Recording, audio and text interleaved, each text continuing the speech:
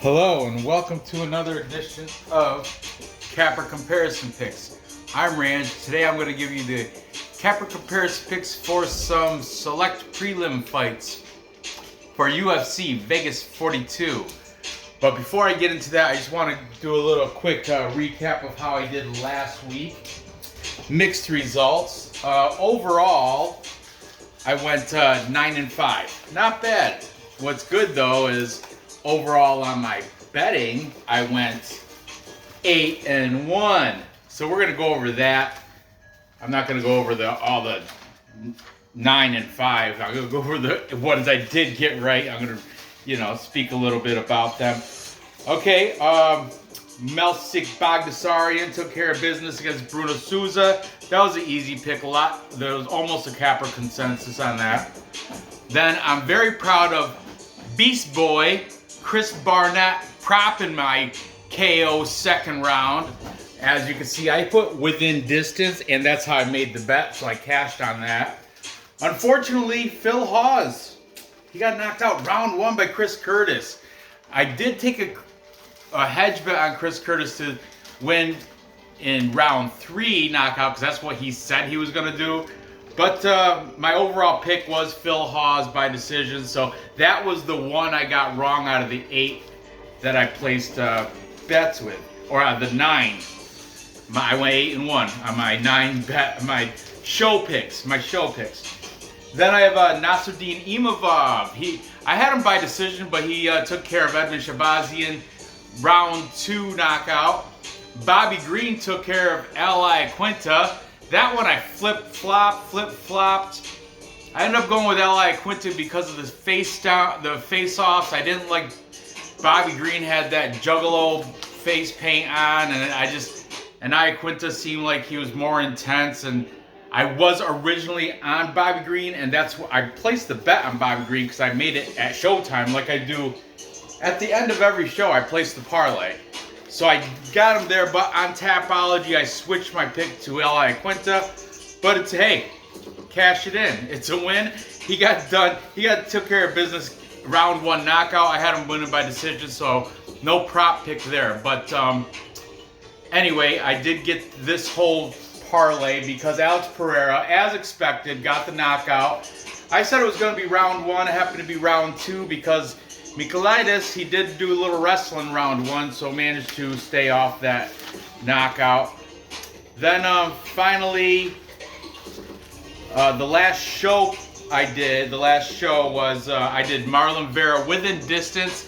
He took care of old Frankie Edgar, knockout round 3 as expected, so I cashed on that within distance. Then Shane Burgos, I picked him to win by on the show, I picked him to win by decision. However, I flipped my pick after the face-offs on Tapology to pick Billy Q. But show-wise, I do believe I took Shane Burgos. Otherwise, I wouldn't have marked it in green. And he won by decision. And finally, I took Justin Gaethje over Michael Chandler to get it done. I said TKO late, but it was actually he won by decision. That was a pretty close fight. For the overall picks, the last picks I picked Weili Zhang. She lost to Rose. I mean, there's argument there, but whatever. Thug Rose won. I got that one wrong, and of course, I got Kamaru. I got that correct, but I heard that could have went the other way too. So, I mean, there's an argument that Colby Covington did win the first 3 rounds. I don't know, but anyway, 9-5 overall on my Tapology, 8-1 in my Bet Online picks. And those are the ones that count.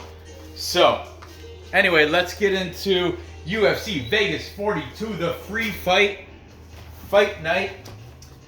Now this is why I gotta say select prelims, because the order was changed from my original order. I had the original order as Mark Diakiese taking on Rafael Alves as the curtain opener, but now it's Dawoon Jung and Kennedy Izinchukwu. So, and that I have that show put up for tomorrow night. So anyway, we're just going to go with my order, which was the original Sunday night placement order. They moved it now, I guess, it was Sunday afternoon actually when I printed it out. Sunday night is when they changed it, I guess. So now the curtain jerker is, like I said, Dawoon Jung and Kennedy Izinchukwu. But we're going to go with this. We've got the lightweight fight between Mark Diakiese, Bone Crusher, out of England, taking on Rafael Alves out of Brazil. Okay, Mark Diakiese is the favorite here at -170. He's got a professional record of 14-4. Alves, the underdog, at +145. He's got double-digit losses, 19 wins, 10 losses as a professional. This line did move a little bit. It's now got a little bit wider. Diakiese opened up at -160, -170. Alves was a +130. Now he's a +145. So money's been coming in on Mark Diakiese. As you can see, I'm wearing BC Dave got me a Tiger Muay Thai shirt. Unfortunately, he ordered it in Thailand 2X, which is in America. It's like a 2X, American 2X is like a Thailand 4X. It's just, I had to wear a t-shirt underneath so my belly wouldn't stick out. That's when you know the shirt's small. But whatever, it's the thought that counts, and I do like this shirt. I'm gonna have to pass it down to either my wife or my son because it is a little too tight on me. But anyway, I thank you, BC Dave. I love the shirt. I appreciate the thought and the effort. Next time, just gotta remember, when ordering from Asia, you gotta go up like 2 sizes than normal. Okay, anyway, back to this. Mark Diakiese is training out of American Top Team down Coconut Creek. He's got a 2-inch height, 5-inch reach advantage. That should come into play here. He's coming off a loss to Rafael Fiziev, a coach at Tiger Muay Thai. But anyway, that loss, he did stick with it throughout the entire fight. He never gave up, and it came to a unanimous decision for Fiziev, the striking coach at Tiger Muay Thai. He is 2-3 in his last 5, but he's been on almost a 2-year fight layoff. I don't know the exact date of his last fight, but I think I want to say it was 2019. Rafael Alves. Rafael, because the R's are pronounced H in Portuguese. The Turn, that's his nickname. He's coming off a loss to Damir Ismagulov, people say, but he is 4-1 in his last 5. Pretty, not bad. Training out of MMA Masters, that's where Colby Covington's out of there, down in Florida. He is a little bit older, at 31 years old, and Diakiese is 28. I got it. This marker's too narrow. Here, put this one. Okay. So starting with it's difficult getting the perfect marker.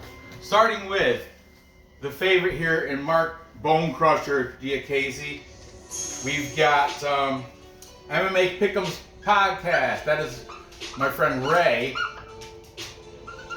Pick'ems, he's taking Mark Diakiese. Then jumping over and taking Rafael Alves, we've got Everything MMA. He's often one of the first in the comments. Well, not always, but he's at least usually second or third. That's what he says. But he's saying he's taking Rafael Alves by decision there. Then we've got the MMA Guru, the one with the knit cap from the UK, taking his fellow countryman, Diakiese. Like I said, he's from England. By decision. Then it's your boy, eBay's. He's saying Alves by submission round 2. That is pretty daring pick right there. Submission round 2. I like the method and the round though, eBays. I really do like that. And finally, for the tiebreaker, we have AJ DeVito. He is the representative at MMA Experts. That's his channel. And he has taken Mark Diakiese by decision for AJ DeVito. Edging out, getting the capper majority for Bone Crusher Diakiese over Alves. It's, you know, fittingly, because he is the favorite here. But I also am going to have to take the Diakiese because, like I said, I like to fade double-digit loss guys. And didn't Alves, wasn't he like, didn't he come in one time like 2 weight classes heavy? He like was weighing in for like bantamweight or something. He came in at like lightweight or something. I forget the exact. I think it was him though, Rafael Alves. I want to say he came in. He had to miss a fight, and he was crying on the scales because he didn't miss it by 1 weight class. He missed it by 2. He missed 2 weight class above. He missed that. I think it was maybe a. What is this fight? 155 now. I think it was 145, and he missed 155. He came in at like 158 or something. Anyway. That's not the sole reason I'm picking him or fading him. I like Diakiese. He's got a better resume of fighters, and he's got the nice 5-inch reach advantage, slight 2-inch height advantage. So I'm going to take Diakiese by decision. This is from BC Dave, the shirt from Tiger Muay Thai, Thailand. But it's too small for me. All right, too small for me. As you can see, that is a weird cat. Tiger. Oh. I'm gonna give it to your brother anyway. Too tight. Brandon, like him. Cause it'll fit him. I don't like him. What? Well, it's gonna be way too big for you. Mommy's not gonna wear it. So, go do your spelling. She might wear it. Maybe. If she wants it, she can have it. She knows that. Go. Where's the other one? All right, and moving on. Sorry about that.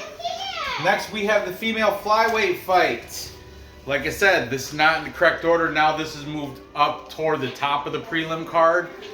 But regardless, I'm doing it now. We got Cynthia Calvillo taking on Andrea Lee. KGB Andrea Lee. Cynthia Calvillo comes in as a slight favorite, -124. She opened up at -105, so money's been dumping in on her. And Andrea KGB Lee was at a she was at a -115. She was actually a favorite. So now she's a slight underdog at +104. So that's showing again, money's been coming in on Cynthia Calvillo. Cynthia Calvillo is coming off a tough loss to Jessica Andrade. She got a TKO round 1 loss. But you know what's interesting? She called out Jessica Andrade, which you gotta. I know it didn't go her way, but still, you gotta give her a little bit of props for calling out. You know, the beast Jessica Andrade is very tough, very hard to beat. Jessica Andrade flyweight. But she is a what is she? I didn't even write down her last 5, but I know she's. I want to say she's 2-2-1. Because she has come before Jessica Andrade. She got beat by Caitlin Chukagian by unanimous decision. Then before that, she had a win against Jessica I, and before that, she had a draw against Marina Rodriguez, who you just see get the victory over what's her name, the jiu-jitsu girl, Mackenzie Dern. But anyway, Cynthia Calvillo is training out of Alpha Male, good school. And let's talk about Andrea Lee now. Andrea Lee, she was training out of House and Gracie BJJ and Karate Mafia in Louisiana.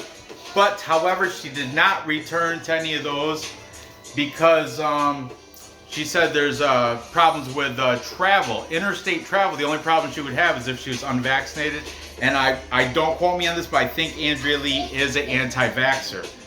So she's been training at home with her boyfriend Tony Kelly. Tony Kelly's getting ready for a fight against Randy Costa. I'm not exactly sure the date, but I do know he's fighting. Your name starts with an R. Yeah. So Andrea Lee's been training at home. I'm assuming somewhere close to Vegas because she's not flying anywhere.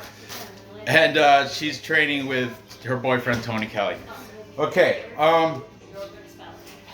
Andrea Lee, she's coming off a win against Antonina Shevchenko. She won by triangle choke in round 2. But Anthony Shevchenko is pretty much garbage on the ground unless she's fighting the Queen of Violence, Ariane Lipsky. But anyway, she's not very good on the ground. Andrea Lee is a 2-time Golden Gloves champ. Take that as you will. And she's got a substantial, a 2-inch height, but a 5.5-inch reach advantage over Cynthia Calvillo. However, here's the thing. Andrea Lee does get taken down. She gets taken down a lot. Roxanne Modafferi took her down at will whenever she wanted to. Who else was in her last 5? I can't. Oh, Lauren Murphy. I think that kind of was a robbery, but anyway, Andrea Lee, I'm saying she has poor takedown defense. I don't know the exact stat, but trust me, it's not good. Cynthia Calvillo is definitely a stronger opponent on the ground than Andrea Lee.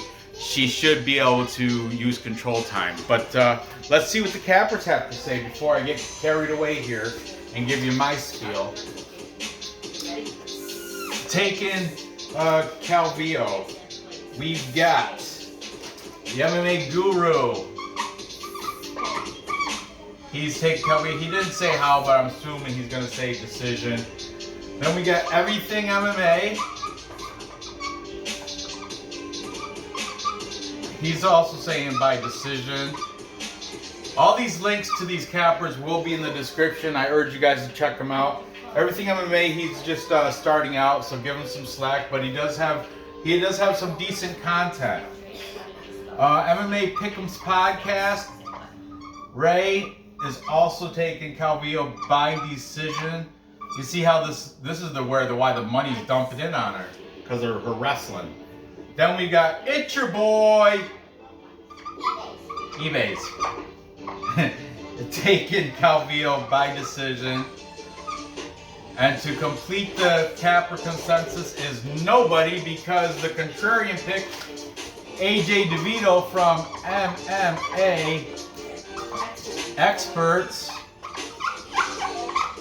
is taking Andrea Lee because her sharp boxing, 2-time Golden Glove winner, and he thinks he's going to be able to outclass Calvillo on the feet, and I can totally see that happening. However, I am not going to go against the strong capper majority here.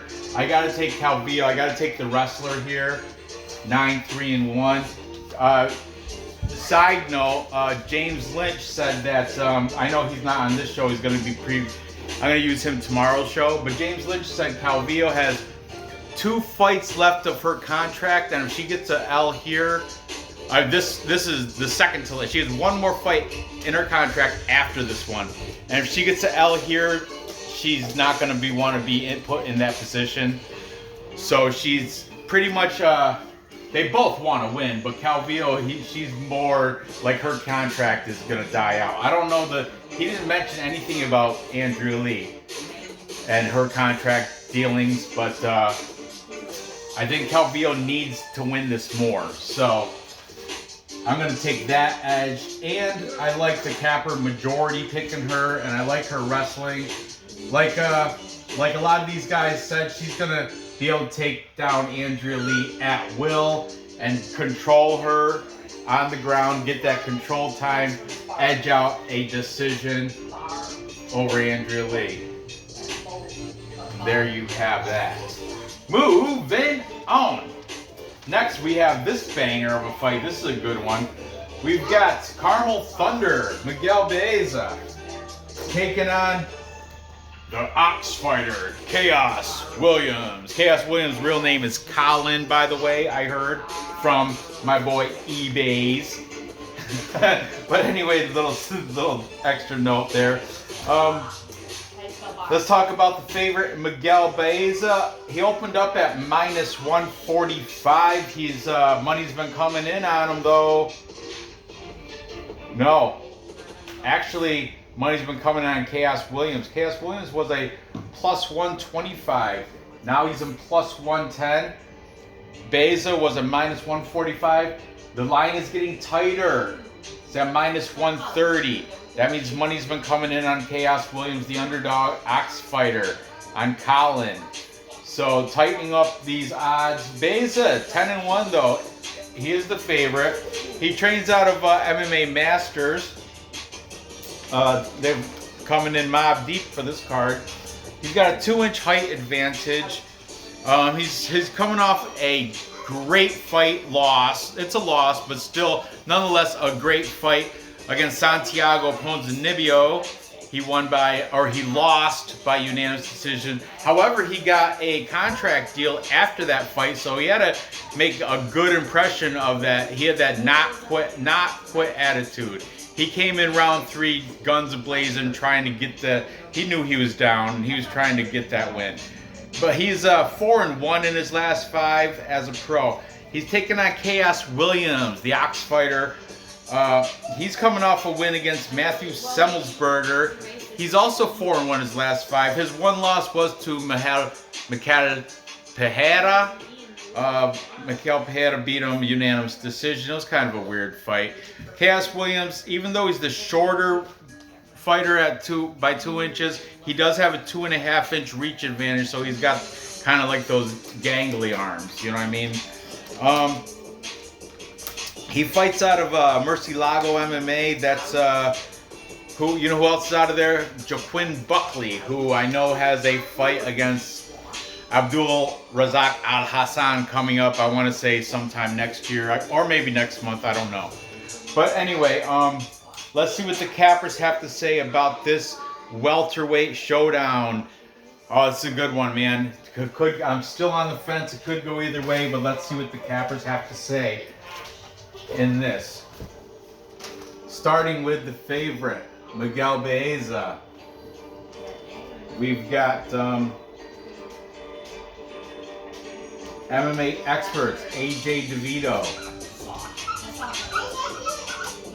He's going to take Baeza by decision. Then jumping over, taking Colin Ox Fighter, Khaos Williams. Everything MMA. And he's saying by decision for the Ox Fighter. Then we've got MMA Guru, the one with the knit cap from the UK, taking Miguel Baeza by decision. Trendy. Everybody's picking by decision. Pick'ems. MMA Pick'ems podcast. That's Ray. Also, Williams by decision. The over here is minus 175. And look at all these guys. For the tiebreaker, we've got, it's your boy, eBay's. eBay's fight predictions. And eBay's is taking, he's the one, marker problems. eBay's is taking Baeza. He's fading Colin Ox Fighter. He's the one that said, I don't know why his name's not Khaos, it's Colin. Colin Williams. He wanted to make that clear. He's taking Baeza by decision, fading the Ox Fighter, edging it out. So everybody's going by decision. He's just barely, just like this one. Tough on the fence call. I'm still a little bit on the fence, but I'm gonna have to go with Baeza. I think he's just slightly better than Khaos Williams. I mean, Yeah, I'm gonna go with Baeza here. I think his I don't think it's gonna go to the ground, but if it does, he will have, I think, a little slight advantage. And he's also, what's the ages? Oh, actually, Khaos Williams is 27, a little bit younger. Baeza's 29. But, you know, no big deal there. But something tells me Carmel Thunder, go with him. He's only got one loss. And that was his last loss to Santiago Ponzinibbio, which he made an impression because he got a contract after that loss. We're going to say, like everybody else, we're going to say decision for Carmel Thunder, Miguel Baeza. So to recap, time check. What time is it? Recap. Time check. Time check. All right, thank you. I was drinking juice. I know. To recap, I've got Mark Diakiese, the Bone Crusher, winning by decision over Rafael Alves. I'm The gonna turn. make a house. You got a few minutes. Go ahead. Then I have Then I need Cynthia to go to bed Calvillo after a few minutes. edging out Andrea Lee in the weird female fight, but Calvillo I think is a better fighter, definitely a better wrestler, and she's gonna, if she takes it down to the ground, Andrea Lee has no problem just hanging out on her back and letting the clock just waste away. As long as she's not getting knocked out, she's fine with that. And I think Calvillo that's going to be her game plan, because people have taken down Andrea Lee with complete ease. So Calvillo, I'm confident. That's my most confident of all three fights. This is the Calvillo. end, that's a telescope. And finally, I'm taking Miguel Baeza to edge out the victory over Khaos Williams. I just think he's a slightly better fighter all around. I think striking, Khaos Williams does have good stand-up, but so does Miguel Baeza, and I think Miguel Baeza is just he's gonna strike enough just to, I don't really see it going to the ground, but I think that is a path to, I just think he's all around. Carmel Thunder is better all around than Khaos Williams. So, there you have it. Daddy, look, it's his bed. Yep. Gather the info. Duck your head. Place the bets and cash those tickets. I'm on my knees. Tickets. Thanks for watching. Give me that thumbs up. Go ahead and leave comments on who you think's gonna win these fights. Even if you want to tail or disagree or agree with me. A lot of people, I am influenced by my own comments. A lot of people are very influential. Like last week, I was influenced to pick against Bobby Green by Pips Parlay picks. But as he said, Dad, they need to win that belt. Yep. Quinta should stick to selling houses. Anyway, I like all the opinions on my comments, so go ahead and leave them. Who you think is going to win these? And thanks for watching. Good luck on your bets, and I will see you tomorrow. Unfortunately, I have to go to New York City for work again on Wednesday and Thursday night. I may be able to do a hotel room video, but I don't know. It's going to be tough. We'll see how that works. But I will be on tomorrow, so come back tomorrow. Stay tuned for more select prelim fights. Thanks for watching. Bye-bye.